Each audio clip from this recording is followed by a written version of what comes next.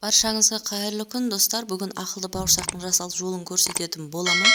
Ең алдымен каналыма тіркеліп, қоңырауша белгісін баса кетіңіздер.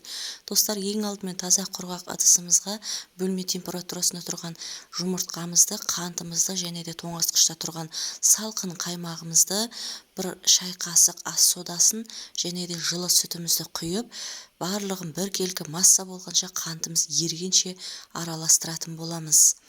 Және де бұл бауырсақтың атауына ақылды бауырсақ болу себебі, өйткені бұл массаны сұйық майға салғанда өзі домалап аунап пісетін болады. Қазір видеомды соңына дейін тамашалаңыздар, көресіздер. Егер менің видеом ұнаса, лайк басып, комментария қалдырыңыздар, өз пікірлеріңізді жаза кетіңіздер. Описание бөліміне керекті қажетті заттарды жазып кетемін. Және де менің арнамның алға жылжуына өз үлестеріңізді қоса кетіңіздер. Мінекей менің массам дайын болды. Үстінен алдын ала електен өтілген жылы жерде тұрған ұнымызды салып, венчиктің көмегімен араластырам. Егер венчиктің шамасы келмесе, миксермен араластырып алсаңыздар да болады.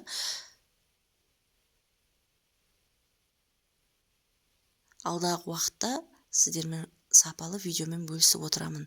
Және де менің видеомды соңына дейін тамашалаңыздар. Менің венчигімнің шамасы келмей қалды. Сосын қол миксерменен және де тағы түйіршігін қалдырмай араластырдым. Осы дайын болған массаны бір 10 минутқа қойып қоямыз. Сол уақытта отқа майымызды құйып, орташа отта қатты қыздырмай сұйық майымызды алдын ала дайындап аламыз. Шай қасықтың ұшыменен кішкене саласыздар. Егер көп салып жіберсеңіздер, арасы піспей қалады, достар. Көрдіңіздер ме? Осылай өздері домалап, аунап пісе береді. Қозғап әлек болып отырмайсыздар, тез дайындап пісіріп аласыздар. Орташа отта және де қатты қызбаған майда пісіресіздер. Егер майымыз қатты қызып кетсе, бауырсағымыз күйіп кетеді. Құрамында ас содасы бар. Мінекей осылай кішкене шай қасықтың көмегімен салып отырасыздар. Дәмі ерекше болады. Жасап көруге кеңес беремін. Және де отбасыңызға ұнайды деген сенімдемін.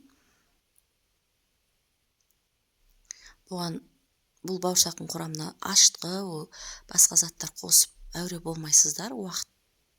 Уақытынан ұтымды және де дәмді бауырсақтар болып шығады. Неке өздері аунап осылай пісе береді. Піскен екі бет әдемі болып қызарып, алтын түстес болған кезде сұйық майдан сүзіп ала бересіздер. Неке жасалу жолы өте оңай. Бірінші кезде сәл ғана қиналуларыңыз мүмкін. Негізі өте қарапайым және де оңай. Өзі сұйық майда өзі аунап пісе береді. Егер менің видеом ұнаса, өз достарыңызбен бөлісе отырыңыздар. Және де арнама тіркелуді ұмытпаңыздар. Піскен бауырсақтарымыз осындай алтын түстес әдемі болып піседі. Жұмсақ, арасының бәрі көпсіп, әдемі бауырсақтар шығады. Жасалу жолы өте қарапайым. Аты затына сай бауырсақ.